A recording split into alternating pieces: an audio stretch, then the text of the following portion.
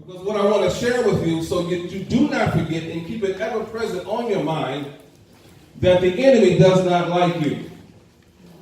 The enemy hates you and he wants to destroy you. Now I'm talking to everyone, but I'm specifically talking to women. And so I want to challenge you with a thought. I want to give you a narrative. I want to give you a part of a story. Then I want to move to another one, and then another one, and then another one. And trustfully, maybe we'll unpack it later. But the first one, we know that in the beginning, God created the heavens and the earth. He created Adam and Eve. Right? We know that in the midst of that garden, in the midst of that kingdom and that paradise, that man and woman had a kingdom. They had all authority, and they were charged to go and have dominion. We know that the woman was deceived, and she gave to her husband, and he did eat, and they were cursed, and thus they were out of fellowship with the Lord. Amen? Amen. So I set this in your laps, that as you journey in the kingdom with the Lord and the assignment that he has given you, particularly, and I'm speaking to the women, make sure you're not being deceived so that you can deceive. Make sure you are not being deceived so that then you take that deception that was placed on you and then you go and deceive another, whether it is a woman or another or your spouse.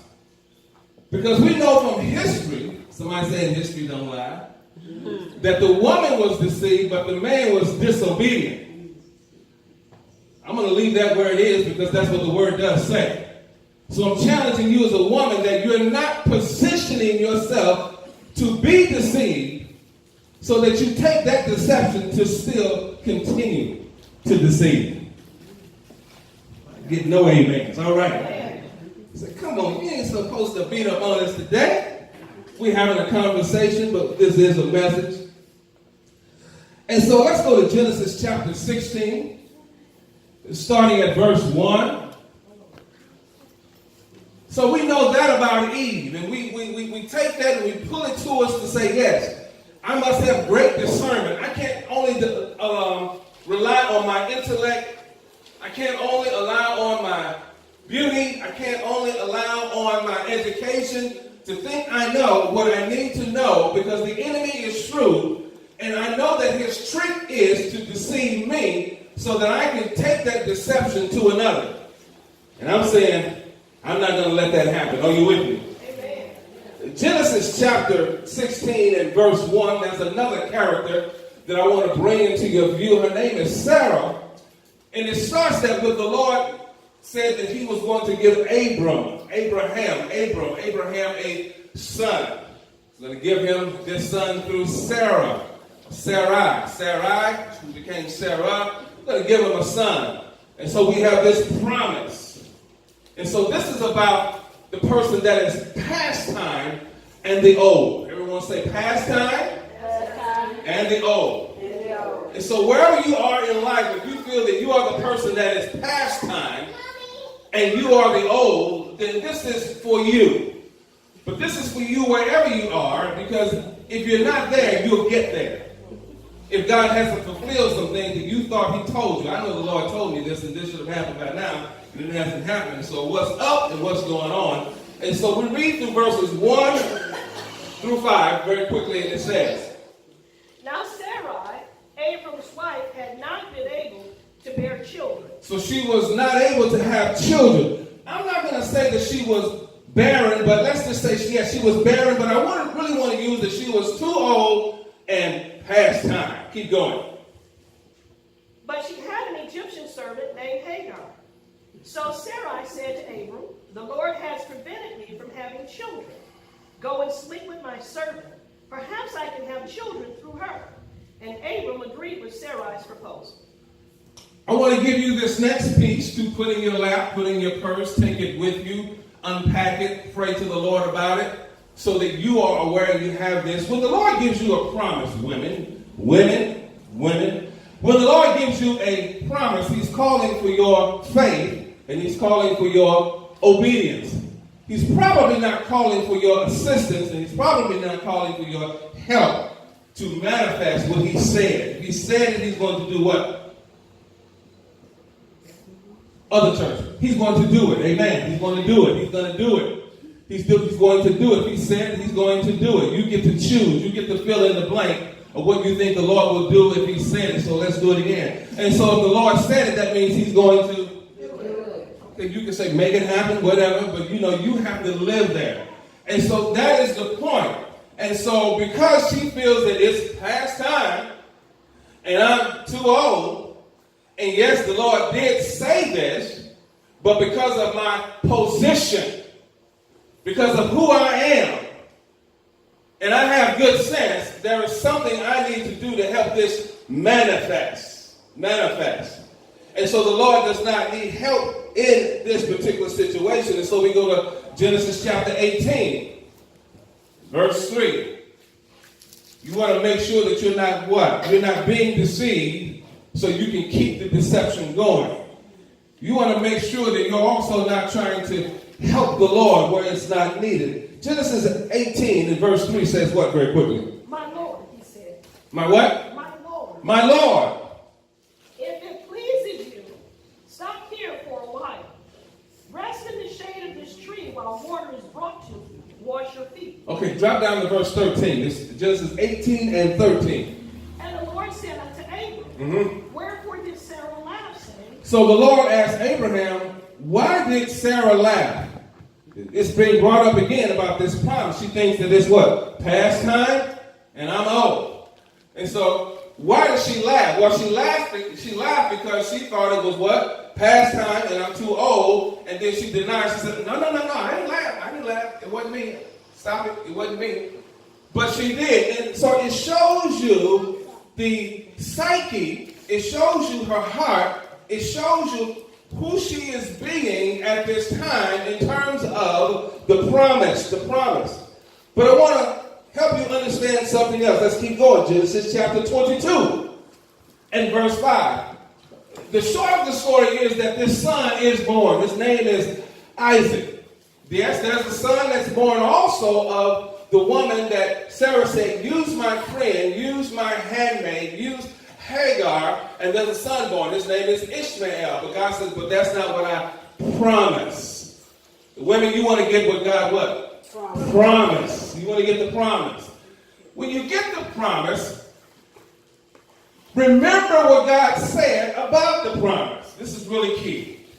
When you get the promise, remember what God said about the promise. What God has told you and what he told her about the promise is I'm going to give you a son. Amen.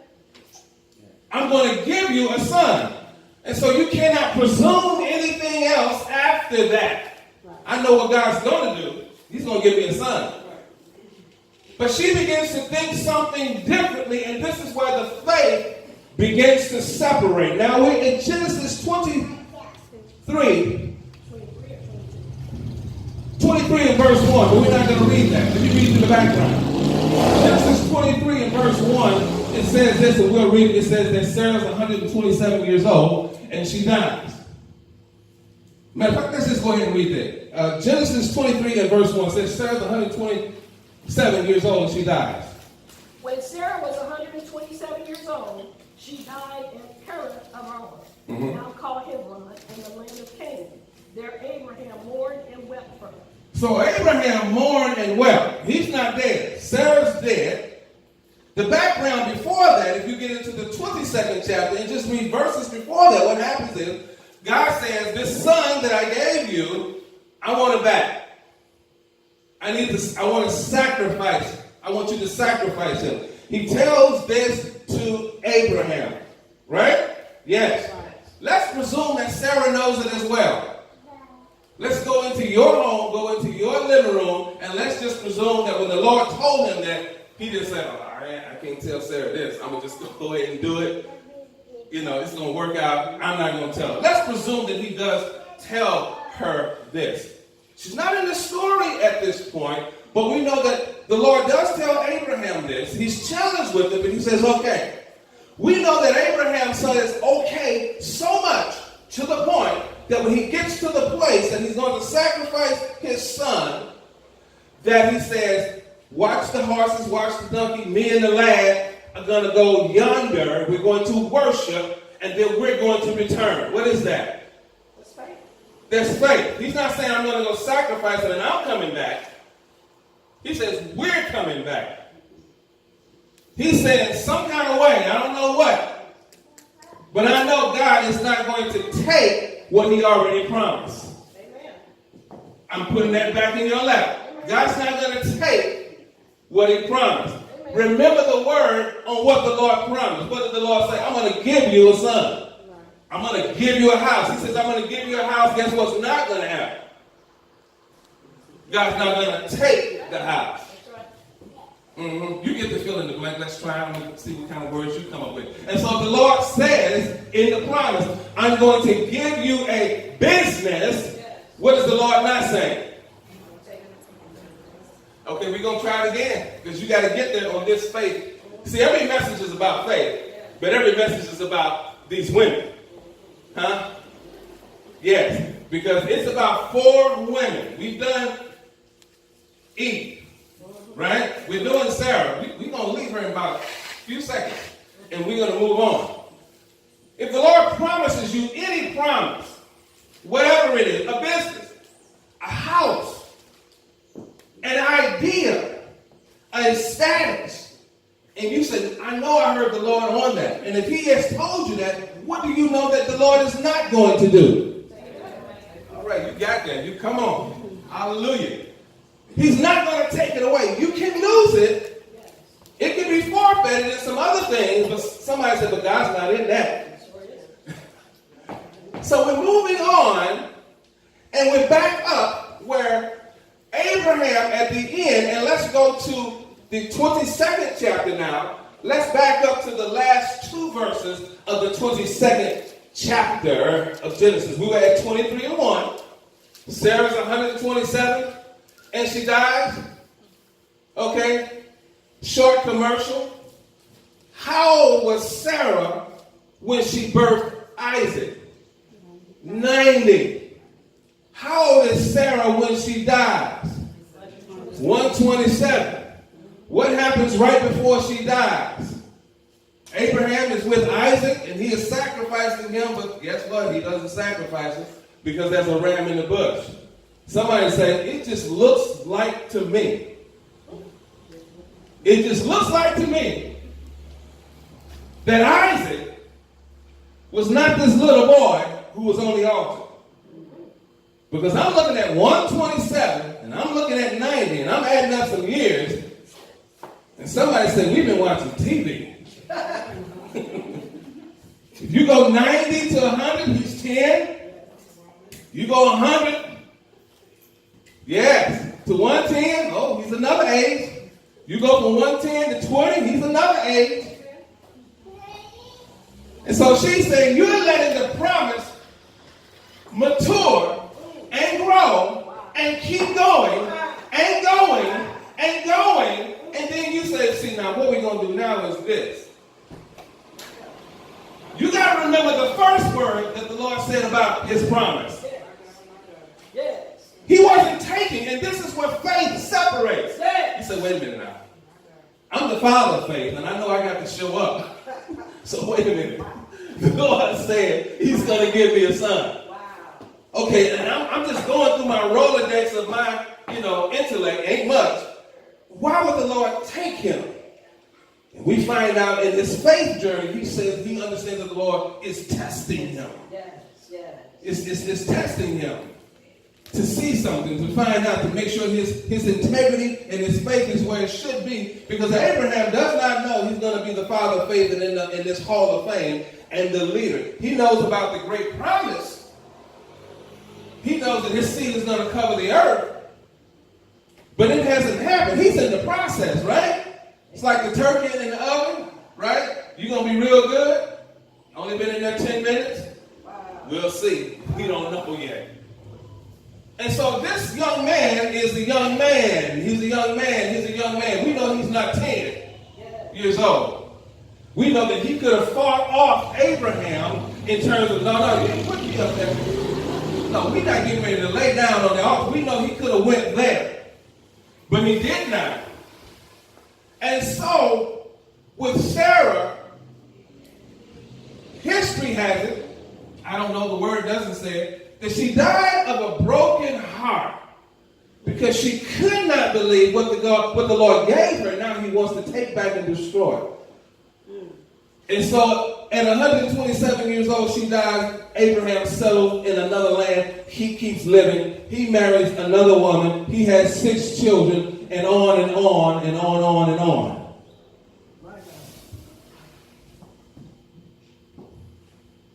There was a woman named Hannah. Hannah. 1 Samuel chapter 1 and verse 26.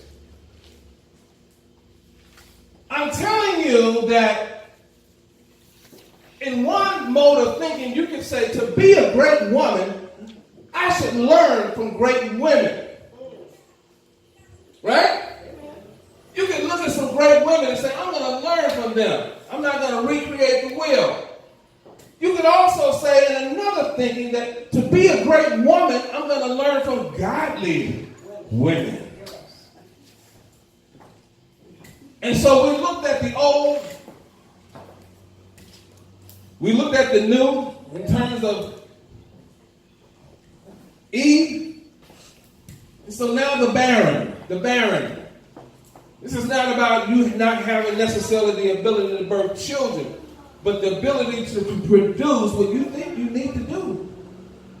You're looking across the landscape of your peers and you're looking and you're saying, they have been able to do this, they have been able to achieve this, they've been able to do this, and look at me, I haven't been able to do, somebody say squat. I'm just trying to talk, are we talking? Are we having, okay. I ain't been able to do nothing. I'm sitting here trying to get off square one, and they are already in the race. But she learned to do something, and so here it is. When in your spirit you feel that you are a producer, you know you're a producer, and it just has not happened, you must learn to travail. Not just pray, travail. You must learn to travail. Not just pray. You must keep saying, confessing, and asking the Lord to make sure you're not left out. Yes. That's what I'm saying. And so she says in verse 26. Sir, do you remember me? Hannah asked. I am the woman who stood here several years ago praying to the Lord. See, you want to be able to say this. See, there's a time when people make fun of you. Look at her. That ain't happening for you, is it? Because it ain't going to happen. And all that kind of nonsense. You want to be able to say, remember a few years ago when you was making fun of me? Remember when I was praying and I was going to church 4 times a week and you were saying it doesn't take all of that? Remember when I was in the prayer line and I was surrendering to the Lord? Remember when I was saying I believe the prophetic utterance that was given over my life? You remember when they laid oil on me and you thought it was funny and you made fun of me at dinner? You want to be able to say, do you remember when? Keep reading. I asked the Lord to give me this boy, and he has granted my request. Now I'm giving him to the Lord, and he will belong to the Lord his whole life. I'm placing in your lap again. The Lord will give you what you ask. But she said, you know what? I'm going to guarantee that this is going to flourish. I'm going to place it back where it came from. I'm going to give this gift back to the Lord. Now, it's not about taking the child that the Lord has given you and making sure that that child is in church all of his life. There's something to be said for that. But this is about a wider dimension. Yes. This is about the blessing that the Lord gives you. He gives you a business. You know, he opened the door. He made sure you had the money. You can pay your employees.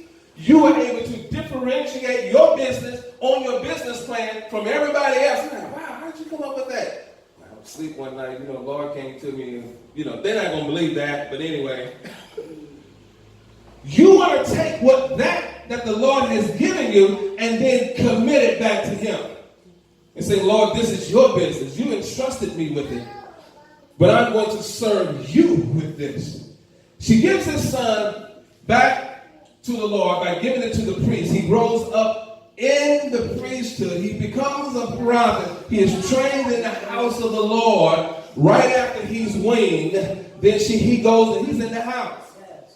In your lap again. What the Lord blesses you with, please give it back to him. Please entrust him with it. Yes. If he's blessed you with, and I heard somebody else say this, and this is true. So let's just act like this. Let's not act like it's not true. If the Lord blesses you with beauty, then please give that beauty back to the Lord. See, you thought I was going to go really spiritual. The Lord blesses people with beauty. You can look at them and go, wow. Really? Yeah. I'm just trying to make sure that we're on the same page. But he blesses women, he blesses people, but with different things, different giftings. Give that back to the Lord, and it will be secure. Amen. The new, the what? The old, past time. The barren. And so then we must go to the virgin. Let's go to Mary. For sure. The Gospel of John, chapter 19.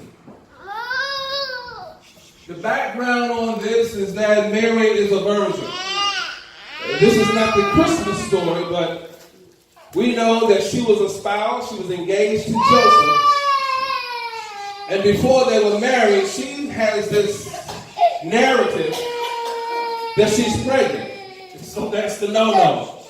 You know, in that day, you can't be pregnant until you're married. So she's got this narrative that I'm engaged, I'm not married, but I'm pregnant. So everybody's like, ooh, wait. Huh? Okay. In John 19, we're going to read that in a minute. The angel of the Lord gives her this declaration: you will be with child, and his name shall be called Wonderful. His name shall be called Jesus, and he shall save his people from their sins. And she receives it by faith, and she says, well, be it done unto me. Okay, if that's what you're saying, okay. I don't know how this is going to work, but you said I am going to be it's going to be conceived by the Holy Spirit. So the Lord gives you a peculiar blessing. And it comes a peculiar way. So here again, we're not talking about children, right? But we are talking about gifts and things that the Lord may give you or cause to occur in your life. You receive something that other people had to work for 30 years. You open a letter, you get a phone call, and now you have an inheritance. Wow. It's like, how did I even get here? Phone calls. Something in the mail. And so you find yourself there. But all the while, the Lord trusts you with it, because that he takes is not going to go the way that you think. When Mary thinks that Jesus is dying, when Mary thinks that Jesus is dead, he's only transitioning to the revelation more of who he really is. Because you have to remember the first thing. Here's the rule that the Lord said. You will be with child. It's kind of like Sarah, I'm giving you a child. So if he's giving you a child, guess what he's not saying? And the choir sang the song. He's not taking it back. No. He's not taking it back. And so he gives her Jesus. He gives her this Savior. He gives her this rabbi, this person they call rabbi. They call him a prophet. They give him this minister in the earth. He is God with us. He does these marvelous, miraculous things. The government does not like him. His own people turn on him. The disciples are fearful. And next thing you know, he's on the cross. He looks at his mother and he says this in the 26th verse of the Gospel of John, chapter 19 and verse 26, reading through to verse 27.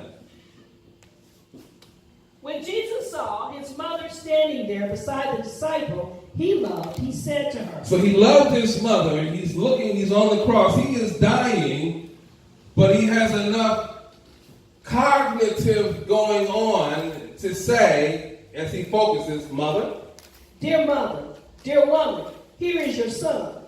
And he said to this disciple, here is your mother. And from then on, this disciple took her into his home. So what the Lord gave her, he did not leave her without care. When it looks like the Lord is taking or destroying or upsetting the flow of what he gave you, he's not leaving you without care and resource. He's not abandoning you. In my business, it did so well for 30 years. All of a sudden, don't worry about that. Particularly if the Lord said, I'm giving you a business. I don't know why I'm on business so much. Business, maybe no. So. And so we keep going with this. She's in his care. Whose care? John's care. The one that Jesus loved. In his care. We're closing. We're getting ready to be done. And so the virgin. This is the person. You don't have the experience. You don't. You don't have the experience. You can't say I'm qualified because. When you say I'm qualified because, and there's a blank, guess what's in the blank? Nothing. Ain't nothing in the blank. Well, I'm qualified because, and everybody's going, well, anyway, I'm going to still do it. You don't have any qualifications. You're the virgin. You don't have any substance. You don't have anybody to call on and say, well, I can do it because call Mary Ann. She can tell you I can do it. You can't call on anybody that can say you can do it. You're just out there with a promise. But it was already told you that the promise was going to manifest supernaturally. So you shouldn't expect validation. Somebody say, when you don't have validation, wait for the manifestation. All right, one person's going to be blessed. Hallelujah. When you don't have validation, then but wait on the manifestation. I don't have the validation, but I know God said something. So somebody say, wait for it.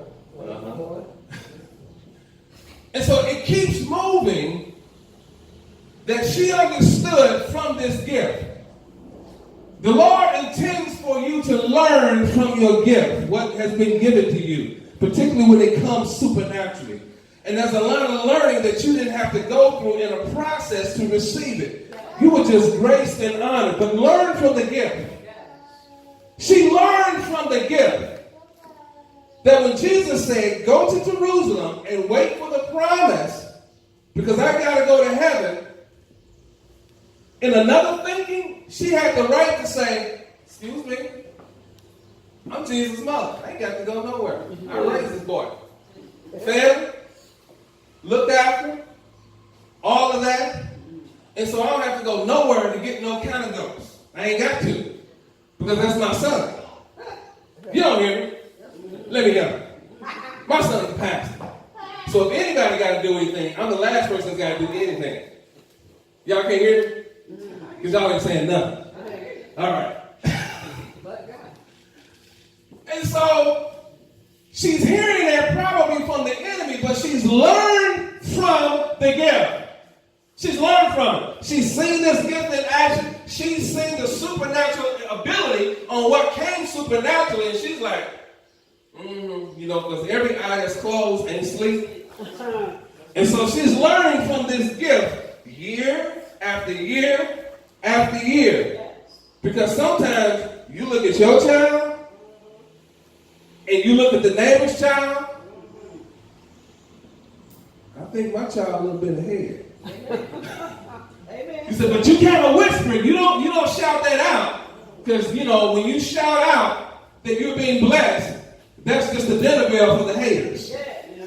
So you don't shout it out. Don't say I'm blessed. Like, you just on the down low, keep it quiet. Because when you're blessed by God, it's going to come out. Yes, it is. You can't hold it in. Because that blessing's going to go boom. That's right.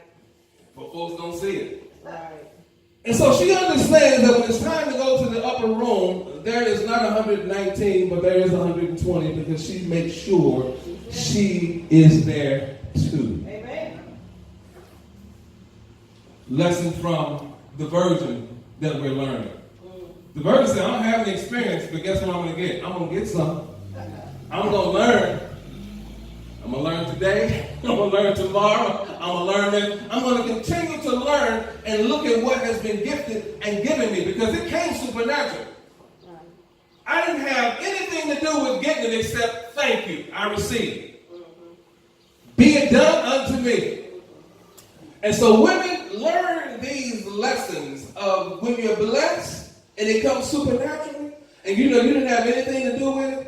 You was walking along and minding your business and out of the clear blue sky, zip bam, alakazam, love hit you between the eye and here came the blessing. You say thank you, but you understand and learn that blessing that you've been given so that you can continue to be blessed. Amen?